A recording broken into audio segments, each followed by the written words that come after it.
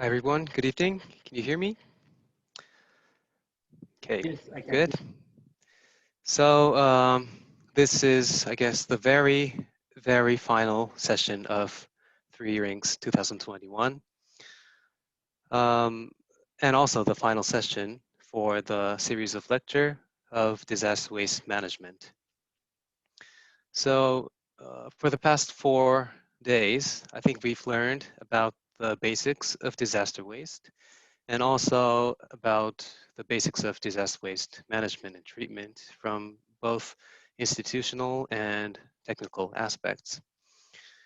Today, we will learn about what we can do before a disaster comes. And one key preparedness action is to prepare for temporary storage sites, TSS. So this is our topic today. And my slide is not working. Okay. My name is Tajima. I am from National Institute for Environmental Studies, Japan. I have experience in disaster waste management research and also involved in national and local disaster waste management policy making, plan making in Japan. Tonight, I think we have a guest from the University of Philippines, Diliman, Professor Tonet. Good evening. And we also have participants from the Kyoto University. Hi all. Um, I think you are all very tired of all this hard work for the past 4 days.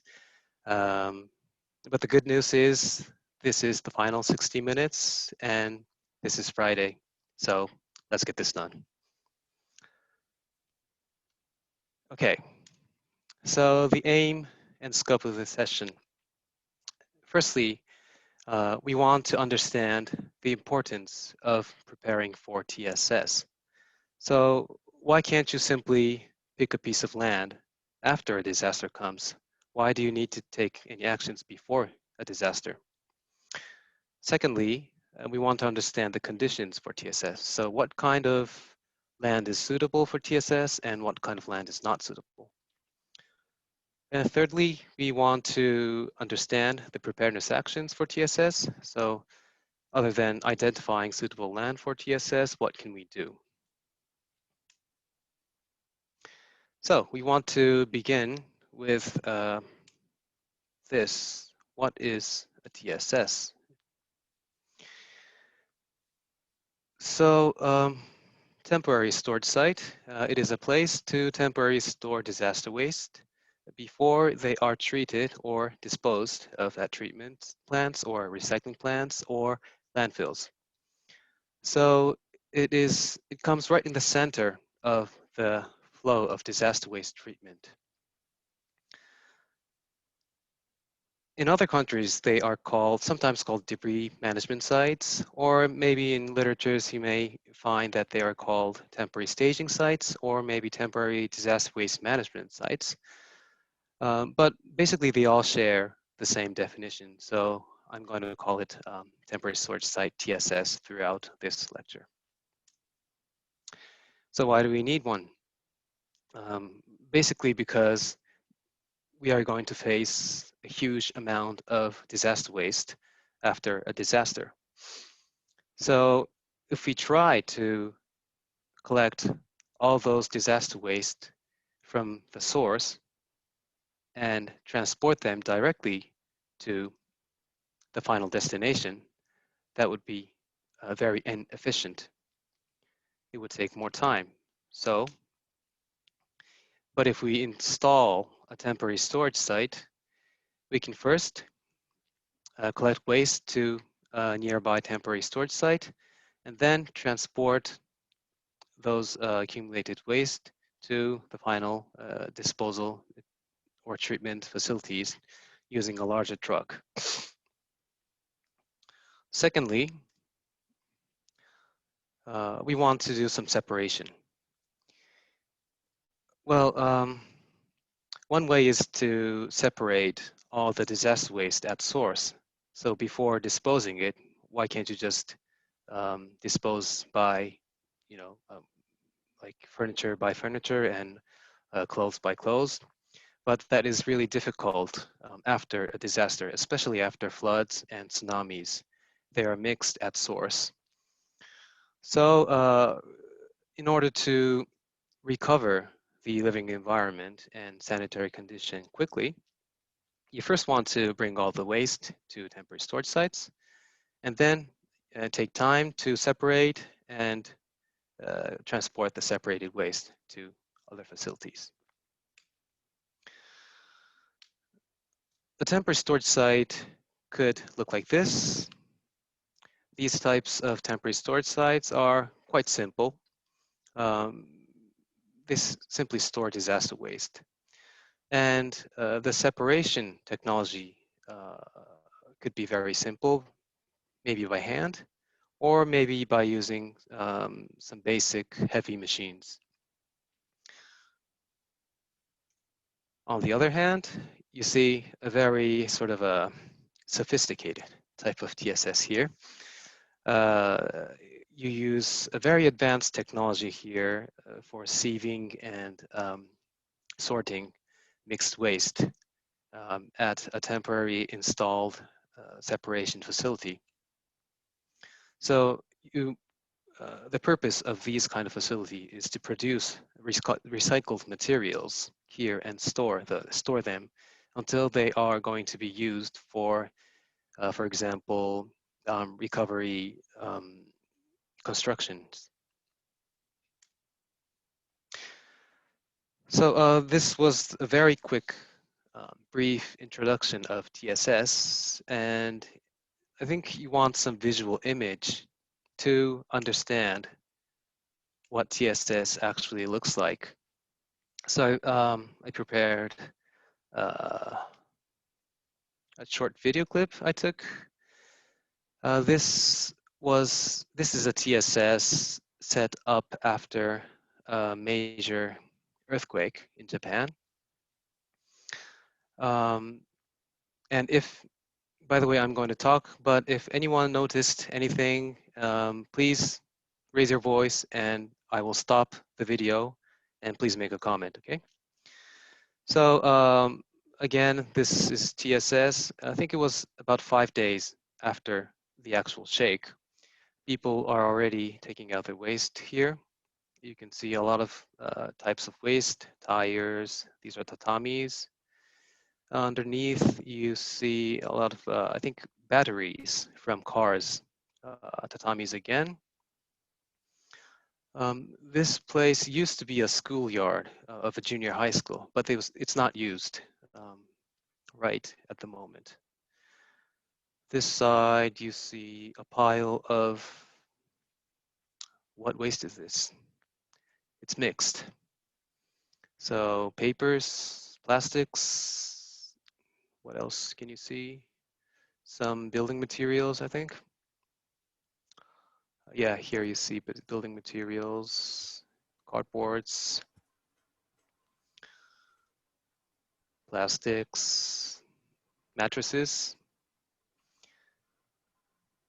plastics. Yeah, well, you wanted to separate this, but um, they were only able to do separation partially. Now you see some electronics and scrap metals here. Refrigerators and other Excuse me, white goods. Professor Tajima. Yes. Um, Okay, I will stop it here. Did you notice anything? yes, thank you so much. There are a few things that I have noticed there. First of all, the types of the waste, the disaster waste. Um, like it consists of different types of waste, from home appliances to other rubbles and tires, old tires, and all this. But then um, one thing that caught my attention was it was located near some residents. Like I could see Oops, sorry. if there is residents, maybe some residents near Like the here? temp. Yes. Mm-hmm. And then the other thing is that place is, I think, because the collection of the waste will still continue, and the place is already like look muddy and Mm-hmm. um, yeah. So these are Mm-hmm. some of the things that I have noticed, and they are quite very close to the buildings. Mm-hmm. Mm-hmm. Thank you for pointing out two very important aspects of temporary storage sites. So yes, I'm surprised that you were looking out um, outside of temporary storage site. Well, here you can see some houses. So maybe you might want to worry about the impact of the, for example, noise, the smell, and other sanitary conditions like pests to the houses, to the households surrounding the site. However, we can also see that this place is not really surrounded or not located in the middle of a residential area. So I'd say this location is, well, maybe not the most ideal place, but it is acceptable. And at least you should try to talk to the residents who is still living, if they're still living at those houses before you open these temporary storage sites. And thank you also for Yes, pointing out, sorry, yes, uh, please. I would like to make a comment on the condition of the floor where Yes. the waste is being put it on. Mm-hmm. And since it's a disaster waste, some of them might be hazardous waste, so the floor is not well organized in order to avoid the infiltration of some hazardous waste to the soil. Mm-hmm. Thank you very much. That is also an important point. Yes, as you can see, the surface is not covered by anything. Um, you might be worried about the sort of environmental pollution caused by, for example, heavy metals. Um, that could happen, especially underneath places where you store home appliances and e-waste. Um, however, um, if you use these sites just temporary for not like 1 or 2, 3 years, um, you don't need to really worry about that. Um, Instead, you might want to cover some of the waste like this to avoid them get soaked. We covered batteries, and I think there are paints and oils here. So instead of putting these sheets underneath them, if you have a severe heavy rain, these sheets will not, make any sense. So if they are underneath those hazardous things. So one thing you want to be careful is to avoid these potentially hazardous um, items to get soaked and to produce some leachate. So I will skip. So here again, this place is quite spacious. Sorry, I'm running, the camera's shaking. Here, now you can see the cars running in and out from the gate, and you see a staff here. He's instructing the drivers to go this way and that way and drop your waste over there and here. Yes, here you can notice another place that is mudded. So this situation you also want to avoid. And if you have good preparation, you can avoid this. Okay, I'm going to show you another video. This is from another TSS. Sorry for the low resolution. Here, I can stop here. Um, maybe it's hard to notice, but you see a lot of people working in TSS. Here, here, here, here, here, here, here, here, here, here. Um, it's quite hard to tell on the far side, but several other people here as well. This is also typical in a well-managed temporary storage site. You need a lot of people to operate TSS. And these people, all these people are helping the drivers to unload their wastes. So without their help, all these cars and trucks would have to take a longer time to unload, and that would increase the queue. And that would cause heavy traffic outside the TSS. And you also need someone to give instructions here. And another thing you might notice is that these are very, how to say, not a large truck. And actually they are owned by disaster victims mostly. So disaster victims, they drive up here. They load their cleanup waste on their own cars. They drive up to TSS, unload them by themselves with some assistance. They go back to their houses and clean up and come to TSS again. They do come back and forth more than 10 times to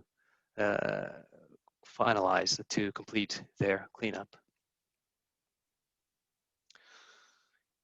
So this is another one.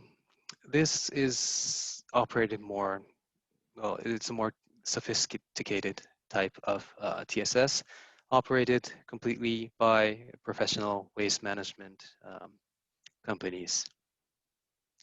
You see a lot of iron plates underneath to avoid damage on the surface of the land.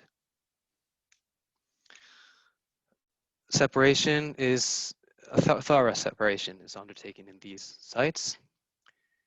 You can see you even separate between thin, these new types of TVs and these old types of TVs, because they go through different recycling facilities, technologies.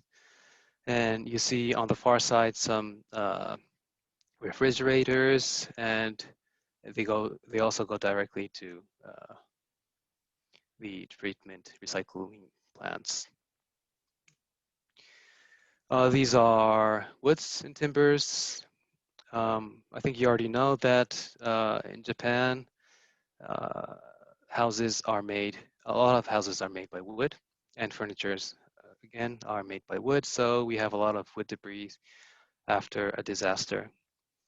This heavy machine is trying to pile up because you want to use land more efficiently. You want to use the height. But you have to be careful not to pile up too high, because if you pile up too high, that would cause heat accumulation inside the pile, and that might end up in spontaneous fire. So it is advised to keep the height under 2 meters for combustible wastes or organics, and under 5 meters for other types of waste. So to understand fully about the examples I just showed you, I would like to give you some context of those TSS. The use of TSS is not legally required. It's not, there's no statement in our law. However, municipal governments are responsible for collection, treatment, and disposal of disaster waste to prevent problems on conserving the quality of living environment. So they're responsible for conserving the quality of living environment. And without a TSS, that would be very difficult. By installing a TSS, you can efficiently move the disaster waste outside the communities and conserve the quality of living environment.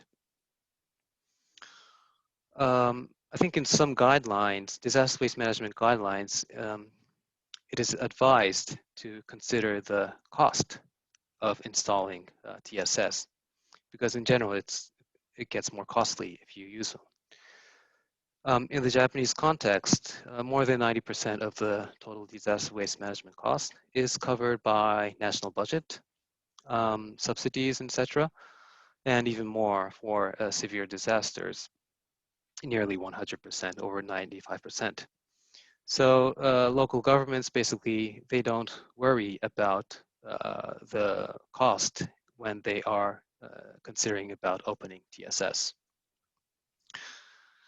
And another point is 3R waste management practice in peacetime.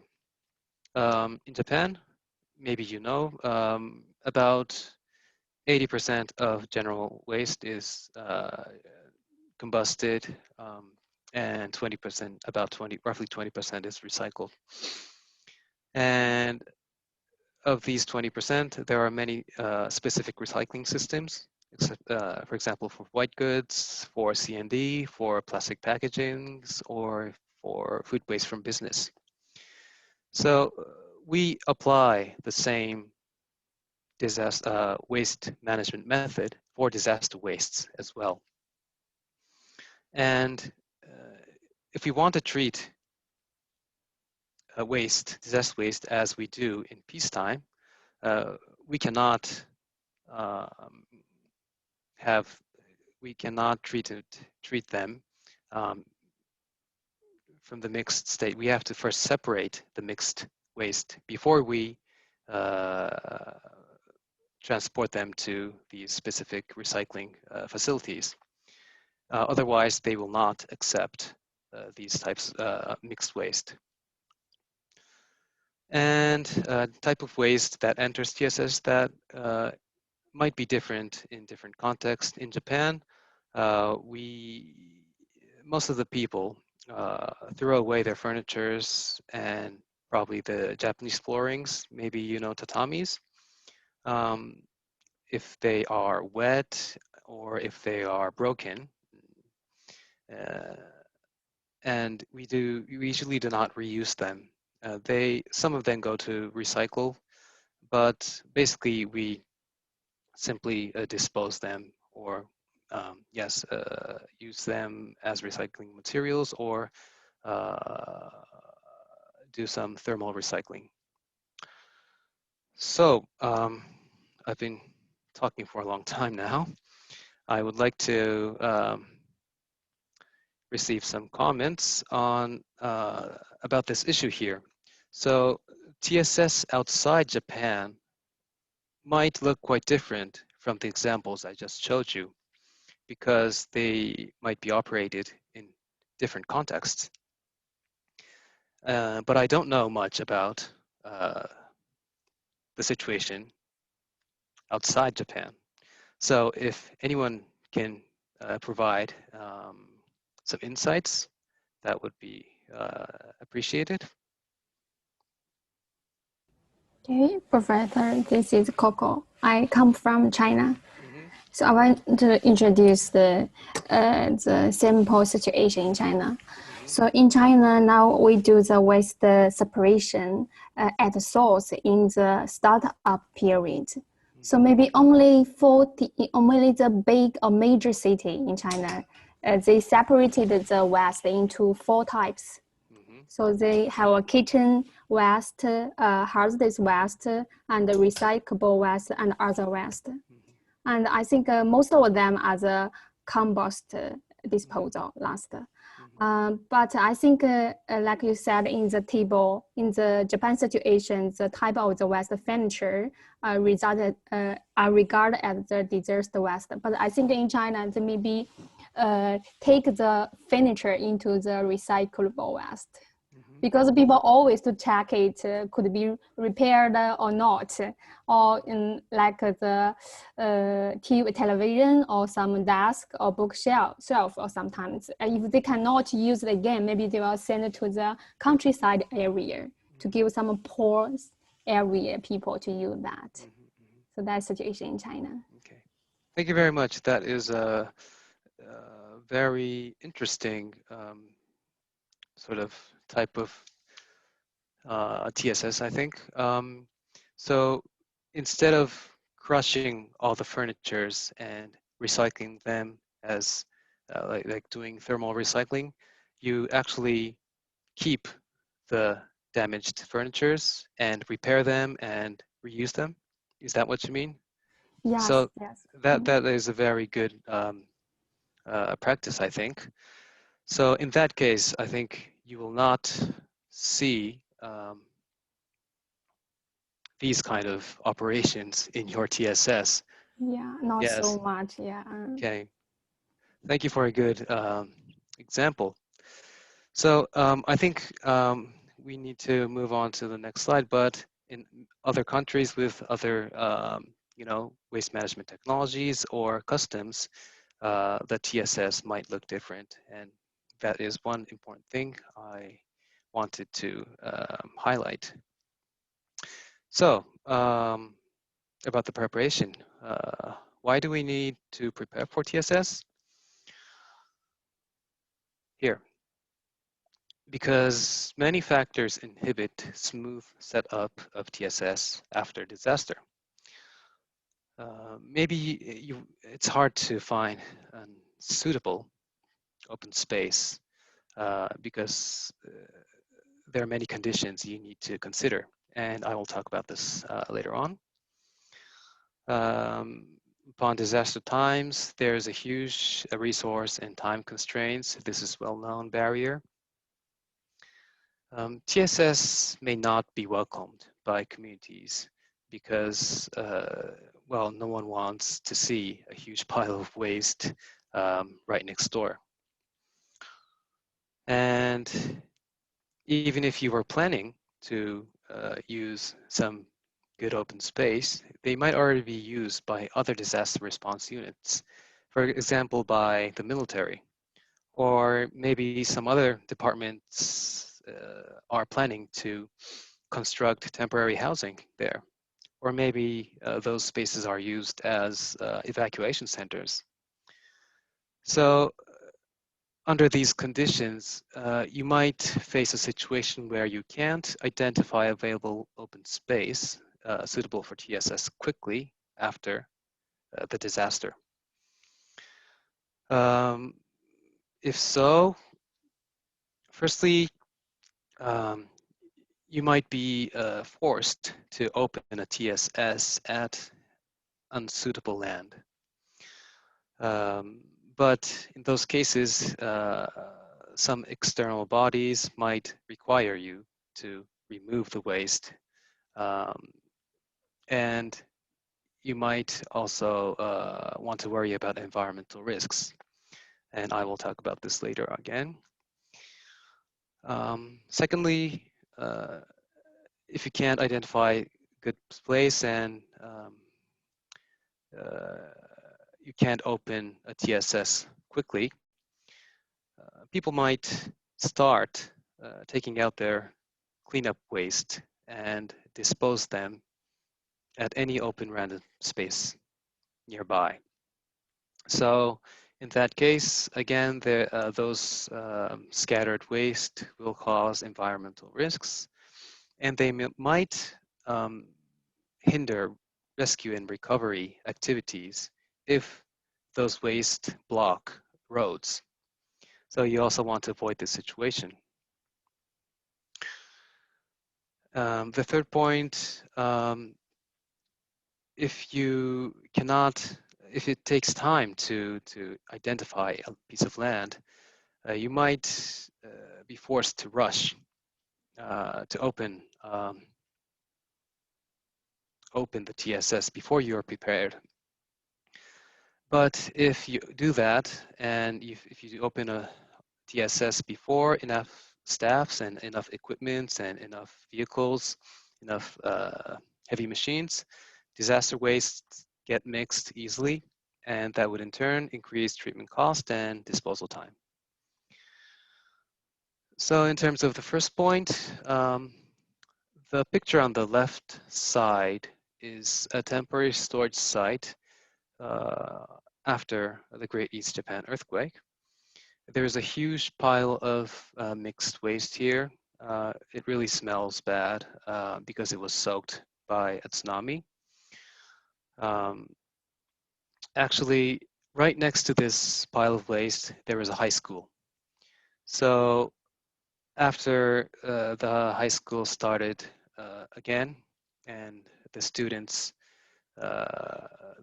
were forced to study right next to this pile of waste under very bad hygienic conditions.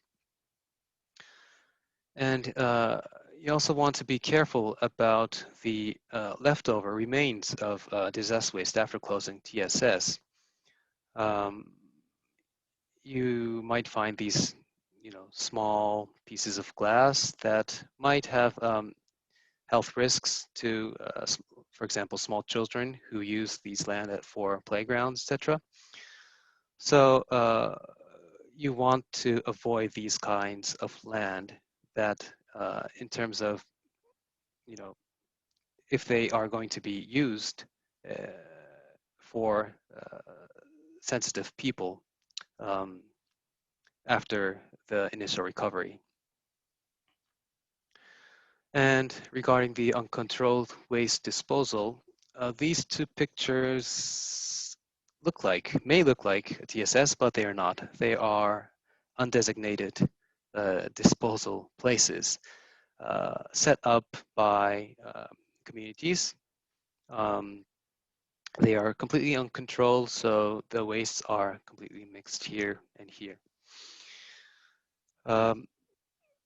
Other than not being able to quickly identify a suitable place for TSS, these factors also lead to these kind of uncontrolled waste disposal.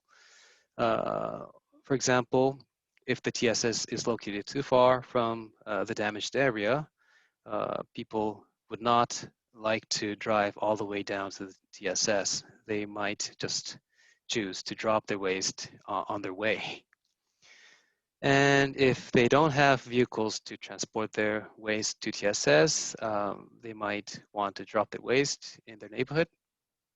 Also, if people don't know about the existence of TSS, these places, these situations happen easily. And about the mixed disaster waste, this is completely mixed. In short, it would increase the cost of treatment, and it would also increase the risk, various risks, environmental risks, health risks. For example, if you have a hazardous item inside this pile of waste and the waste operator didn't know about it, and maybe that operator might, the health of the operator might be damaged by that substance. So if separation is required before landfilling, and treatment cost and time increase as waste become more mixed. But in cases where you can simply dump these kind of mixed waste at landfills, we have, I think, a different story. But anyway, that is not an ideal way of treatment. So this is one good example of a TSS here. All the waste are well organized and separated. And if you operate TSS like this, you can quickly dispose and recycle all the disaster waste. Okay, so let's move on to what we can do for the preparation. So things to do. We want to prepare land and plan. So first we want to think about land. Please, I'm going to show you 5 pictures of a candidate TSS. So please remember the characteristics and please observe well, okay? This is a small park right in the middle of residential area. You can see some playground equipment, and people are living around this small park. The second one, this is a parking lot of a public playground. It looks pretty spacious. No one is living around, and the surface is covered by asphalt. And yeah, the third piece of land is, this is a rice paddy field, or you can say it used to be a rice paddy field. It was affected by tsunami, so it's currently covered by tsunami sediments like this. It looks spacious, and no one's living around. The fourth is, this is a public space, publicly owned space, kept for future road expansion.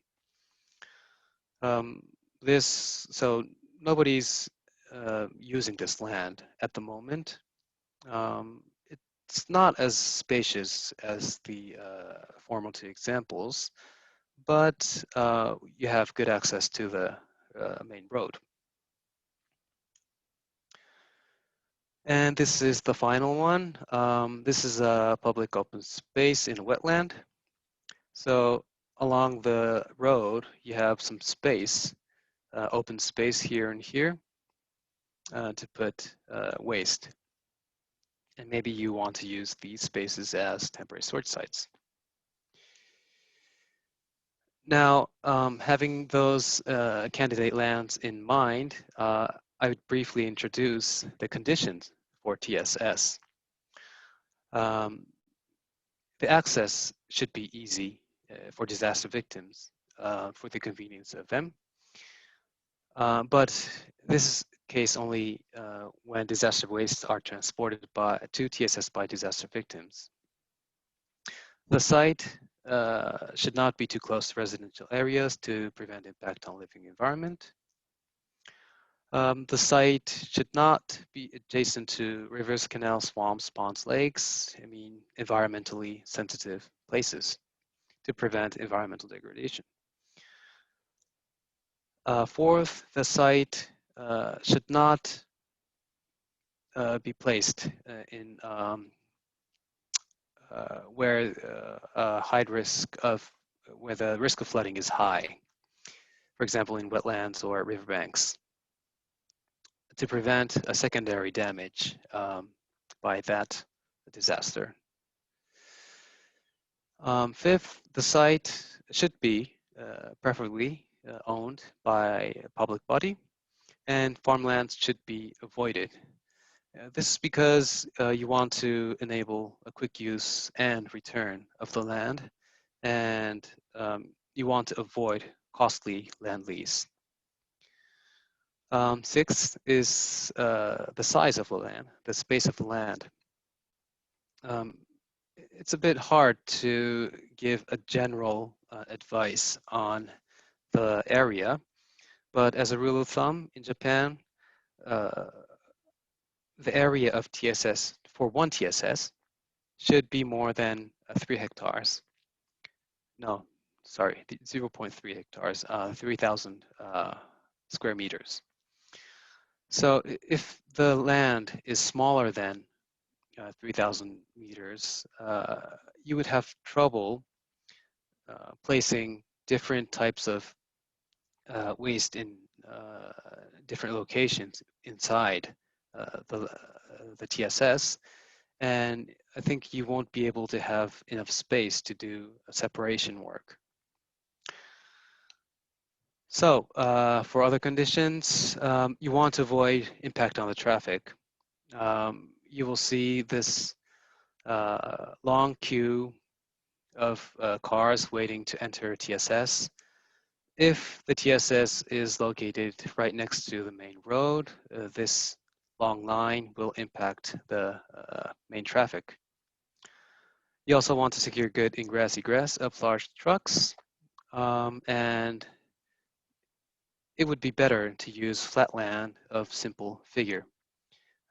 instead of using sort of, a hill or a piece of land in a very complex figure, because that would make the operations more difficult. So having those conditions in mind, what do you think? Which land is most suitable and which land is not suitable? Any ideas?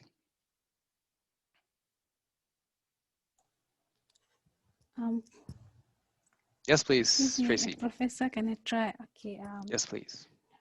Well, by looking at the pictures and from the previous explanation, you have explained well that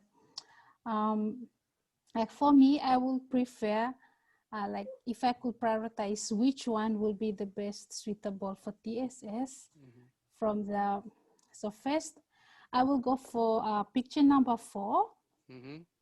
A public space for road expansion. So the reason will be because there is this place looks like it is well owned by a public.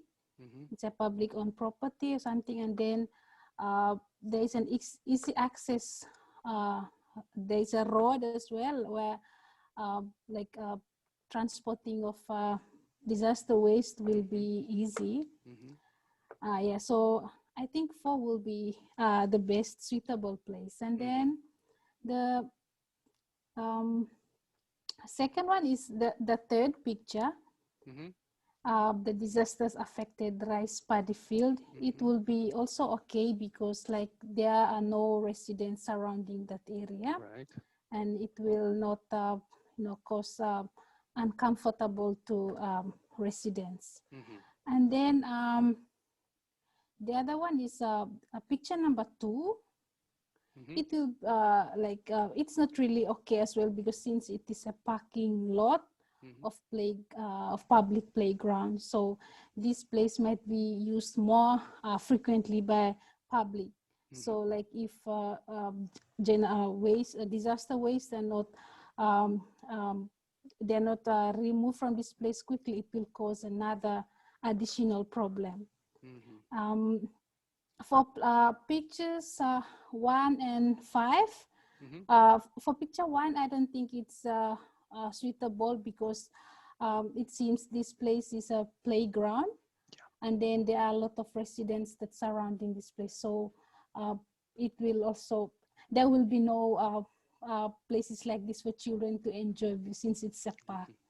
And then the last picture 5, a public open space in wetland, like also there are residents surrounding this place, and this place looks like a swamp, a mangrove swamp where I believe people, the nearby residents might depend on them for such fishing or other protein for food. So if these places are used as a TSS, then it will, and then if there is another additional disaster, it will cause more problem like an additional disaster waste. So that is all I can say here, Professor. Thank you so much. Thank you very much for your perfect explanation. I think you've understand the conditions and you made good use of the conditions to decide the candidate TSS. I'd like to give some comments. First of all, number 4, I think, yes, it is a suitable land as well. I'm just worried about the space. It looks pretty small to me. So I think in case you are using this piece of land, you might want to place some containers to put like 1, 2, 3, or 4 containers and use them to collect different types of waste instead of just placing waste directly on the land. If you use containers, it would be easy to to transport the containers, the waste out to the final disposal treatment sites, and then you can install a new one. So you can use the land very efficiently. Regarding number 3, you might want to be careful because I didn't really mention, but this is private land, a private rice paddy field. So maybe after recovery, the owner would like to produce rice. So you don't want to have a situation where the owner of this rice paddy field complaining about the state of the land after the use of TSS. Maybe that would result in a huge conflict. And regarding other places, I think you evaluated the land very well. Thank you very much. Now, so maybe number 2 and 4, they look pretty nice. What if you cannot use number 2 and 4, and you only had the choice of 1, 3, and 5? You had to choose one. In that case, you should be able to systematically decide the best choice at the moment you have at the moment. So one advice is to produce a table like this. In the first column, you have each land, and in the other columns, you write down the characteristics of those pieces of land.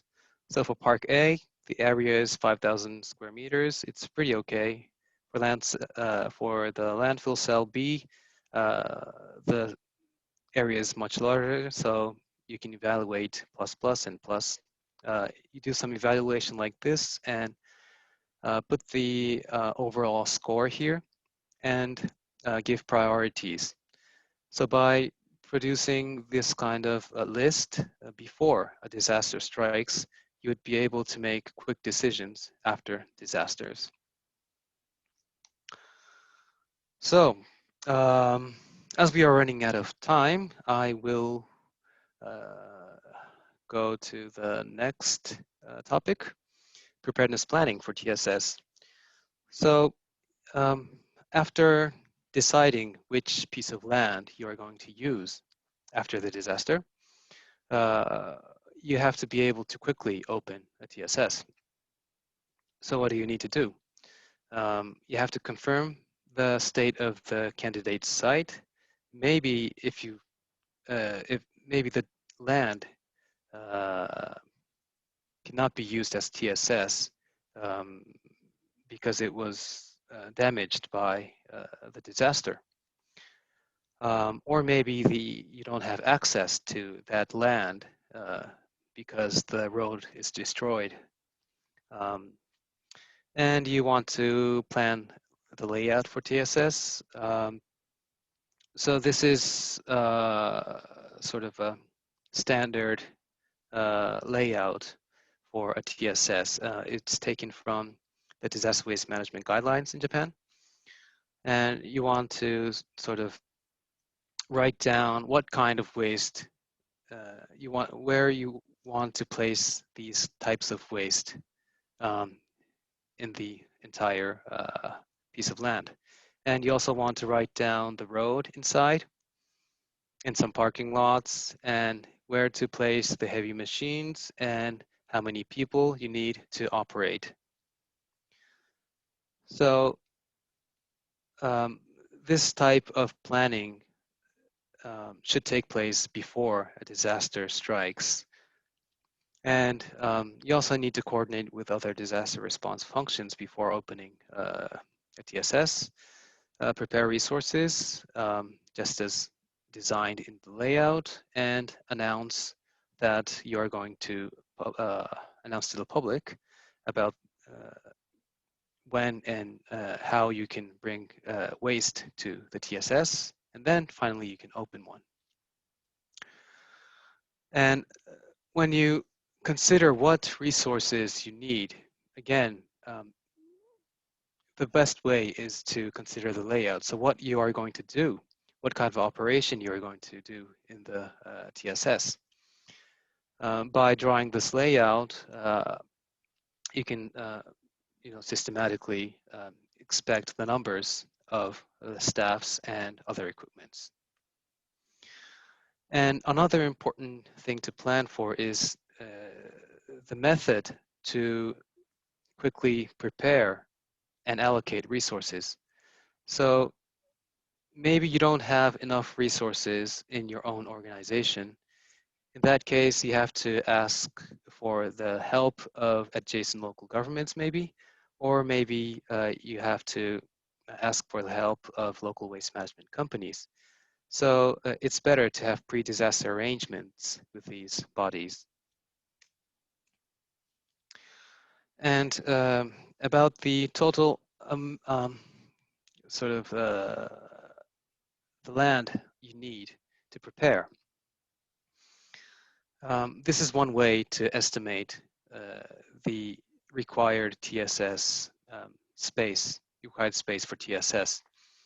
So under the assumption that collection of disaster waste is completed in some specific time frame, for example, like this, the amount of total disaster waste is here, given here, and the collection starts from the beginning, and you collect, and this is the peak, and this is the total amount of waste you have. Now you also want to consider the waste that goes out of TSS by treatment. So that is given like this. We assume here that disaster wastes are carried out from TSS to disposal sites since the TSS is opened, like this. So the volume here, this is the maximum amount of disaster waste that you need to pile in your TSS. So the actual the times, the time sequence of the amount of disaster waste is shown like this. So the TSS area you need to prepare is the space you can pile all these maximum amount of disaster waste. By using the apparent specific gravity, you can convert this weight to volume, and then you can divide the volume by the height of the disaster waste pile to get the area. But you also need to expect some working space. So you want to add some working space area ratio here, and then you will get the total area of TSS. So this is just some estimation under these conditions. But if you consider different waste treatment scenarios, you can adjust this equation and get different, more sort of reliable estimation. So here finally, if you, after having a plan, maybe you want to test the plan. So this is an example of a disaster drill undertaken at a candidate temporary storage site in Japan.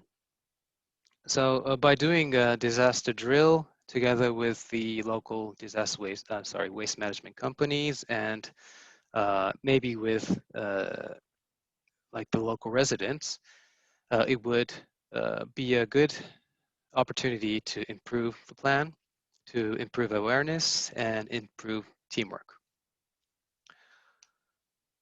So we are going to wrap up. So the conclusions, I concluded my lecture in 3 parts, 3 points.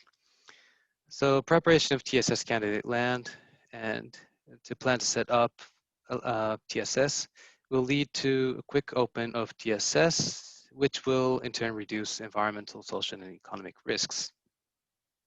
So And the other point is suitable land for TSS should be identified, considered the context of each country, just as we had a good discussion. So I'm not sure, I think there's a typo here, but let's prepare lands and plans before disaster for a good TSS operation. So thank you very much for your attention. And if there are any comments, I would like to welcome. I'll try to answer. But before that, I would like to ask Professor Tonette to give any final comments. Okay, thank you. Thank you so much, Dr. Tajima, for that lecture. I'm sure all of us learned a lot from you. So maybe just to share with what's happening in the Philippines, this is not something that is part of our disaster preparedness. It's really important. I think your last slide stressed that it's very important to, as part of our preparedness, to have these temporary storage sites for our disasters. So I think, as you have said in the earlier slides, that there's a lot of difference for us, especially for us coming from the developing countries where we don't have as much resources. For example, bringing our disaster waste is just part of the municipal solid waste management system. So we don't have a separate budget for that. So we expect the centralized collection. It's treated as like the municipal solid waste where we bring it out of our houses and then we expect the centralized collection to get it for us. So no one brings it to a temporary storage site. And there are only very few cities. For example, in Metro Manila, I only know of 3 sites, 3 cities that have identified temporary storage sites, which is good, but it's really used as, it's still centralized collection and they just bring it there before bringing it to the final disposal site. And also, there are no criteria for suitable sites that are followed. It's just if it's empty, it's available, then it's used, because these ones I know they are by the reverse. So it can also create secondary, additional environmental problems if we don't plan for it well.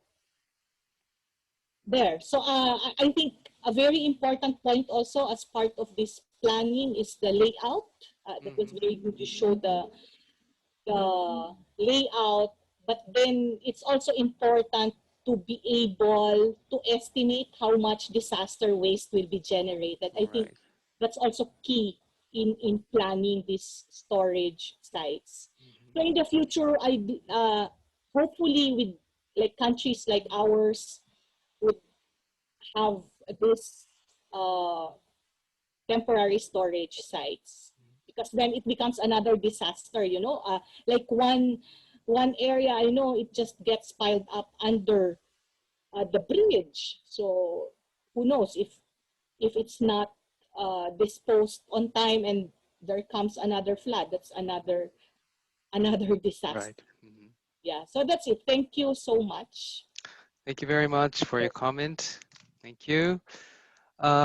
Yes, I think I've noticed that, well, in order to sort of improve disaster waste management, I think you also need to improve the usual waste management practice, I guess, because they are both linked very much. You can only use the waste management technologies that you use in peacetime. Mm. So um, again, that comes back to the issue of the context. And yes, I think there are, different, ideal situations in different contexts. But on the other hand, I think we there are some, more universal sort of theory for suitable lands for TSS like this. I think these criteria could be applied in different contexts. Yes, so thank you very much for clarification. So I think we have some questions from the floor. Yes, we have a couple of questions. Right now, the first one is from the audience. Yes. Mr. C. Grain de Sound asks, how long usually do TSS operate? So if you could answer that simple question.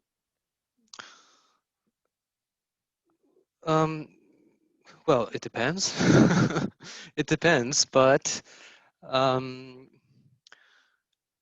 it's well, okay. I will talk about the Japanese situation. Disaster waste, the entire disaster waste management project lasts less than 3 years for us.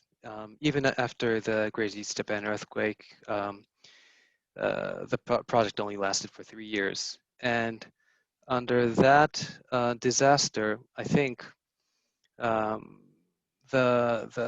sort of the primary TSS, where they collected all the scattered waste, um, where they initially collected all the scattered waste. I think it was it operated about 1 year or more, about 1 year, yes. But usually for more smaller scale floods, in a much shorter period, I think a couple of months would be enough to collect the waste and um, to transport all the waste to disposal facilities. But you also have you have to do some cleanup activities after using the TSS, so that would take another month or two. Thank you very much, Tajima Sensei. We just to confirm, the person who asked the question previously, it was actually Dr. Mariano, who Oh, unfortunately he's on his way, so he's not able to take that okay. part. Thank you, Dr. So Mariano. yeah. So next, I believe that we have a couple of questions from among the Kyoto University students. There's Mhm. Gab and Coco who would like to ask you some questions. So if either of you are ready, you could go. Maybe Gab first. Yeah.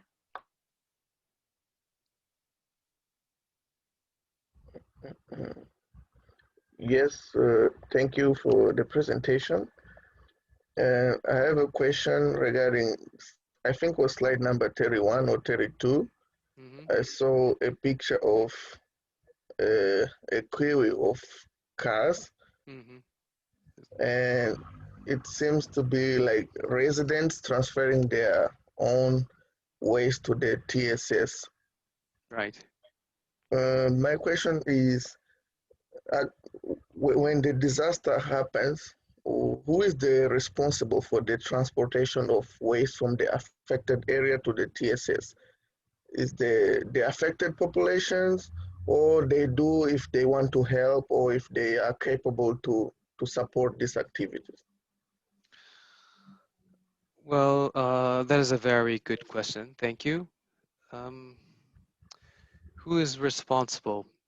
Hmm, That is quite difficult to answer, but um, usually the local government would ask the residents to to bring their own waste to the temporary storage sites by themselves.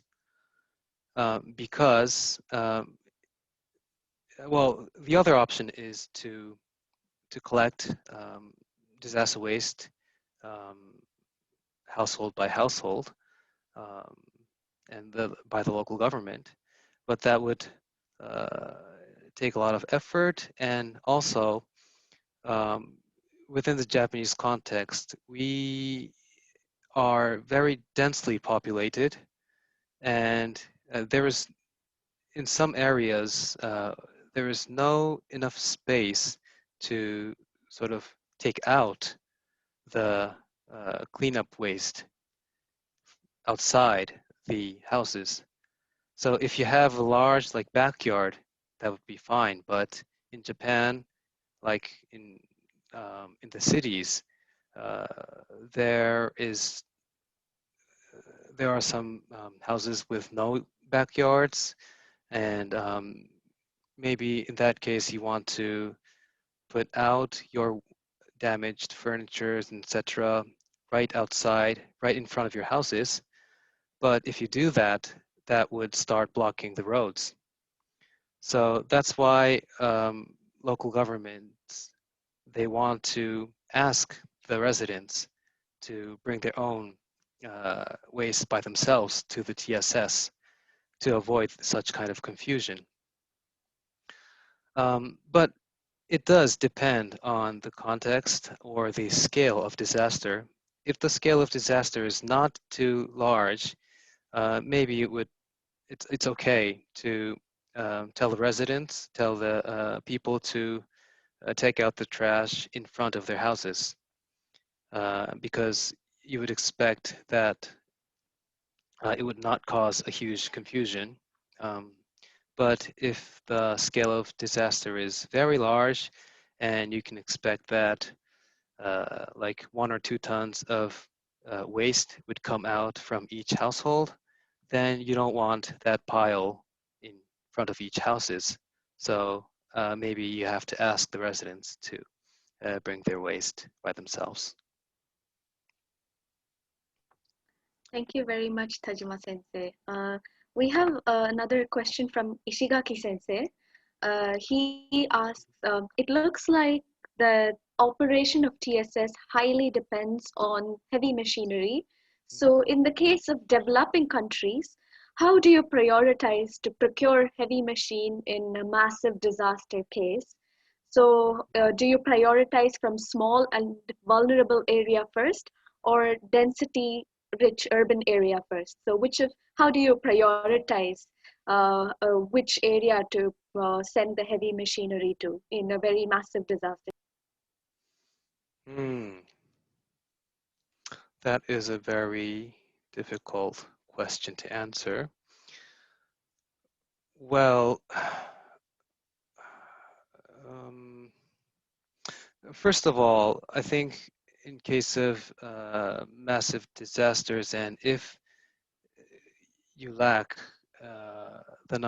if you don't have sufficient number of heavy machineries, I think the first priority is to use it for rescue and recovery instead of for disaster waste management.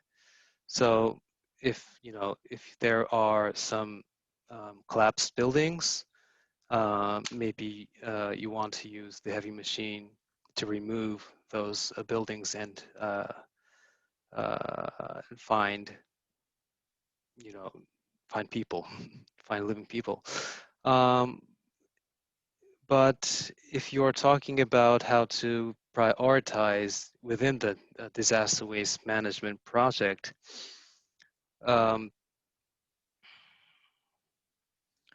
that would be a very difficult question.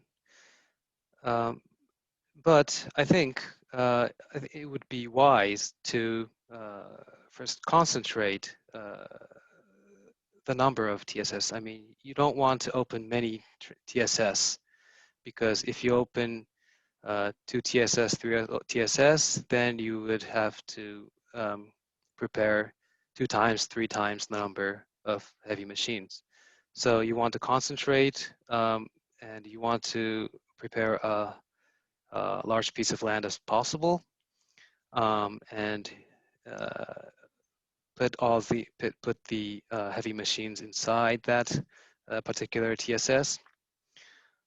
If you need to open some smaller scale TSS, then you have to sort of ask for assistance from outside that region to procure heavy machines. Thank you very much, Tajima Sensei. We have one more question from Dr. Mariano. So if we could maybe like take this as well. So he asks, can you tell your experience or Japan government experience to control TSS during operation? Well, okay. During operations. So firstly, where should I begin? There are many aspects of to control and to operate TSS. Maybe we should see this figure again. So one important part is to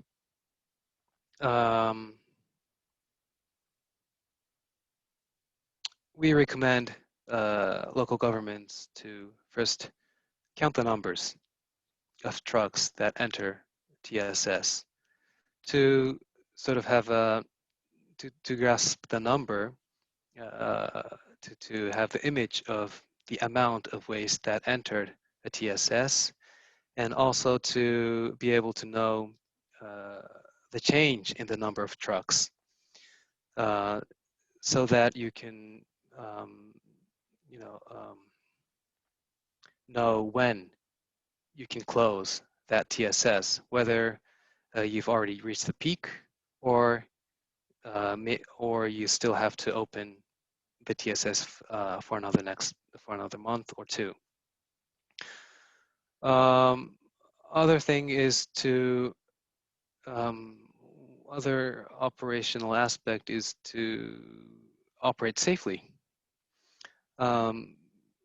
So by making a road inside, you can avoid traffic accidents, and you can see this is a one-way road here. So this is designed to avoid such confusion inside the TSS. And there are a lot of heavy machines operating inside, and a lot of large trucks running inside. So yes, the operators really need to be careful. And in some cases, we have volunteers working inside TSS, but you really need to be careful about that, the safety instructions. Other points, operational points, well, you want to avoid environmental impacts. So when you crush concretes or crush other materials inside the TSS, maybe there may be dusts, there may be noise, and also odors, etc. So you don't want to have a bad impact, and you want to monitor the noise and the level to avoid bad impact. And as I mentioned in the lecture, you also want to avoid fire in TSS. And another thing, you also want to avoid having illegal dumping in TSS. In Japan, at least, you're only supposed to accept disaster wastes in TSS. So you don't accept other types of waste that is not damaged by disasters. But if you run a temporary storage site like this, some people or some business might want to come up and dispose their waste here because otherwise they would have to pay for disposal. But in TSS, they accept waste for free. But if you accept those kind of waste for free, that would increase the cost of disaster waste management project. So that you want to check whether these wastes are really coming from disaster affected areas. Yes, I guess those are probably the main points of operation. Thank you, Tajima Sensei. Do we have time for any more questions? Or for me, yes, but for you, I don't know. We do have one more audience question. Sure, sure. So this one is from Mr. Gadao. He says thank you, or she says thank you for the presentation.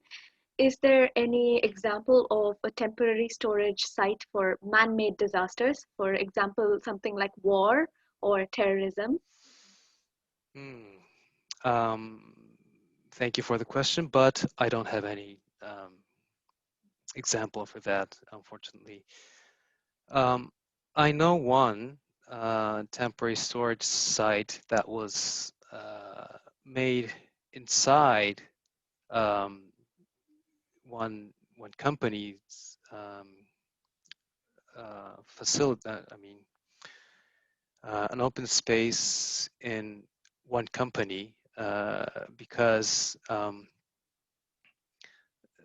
there was an oil spill caused by a flooding, and that company was sort of responsible for the cleanup of the oil.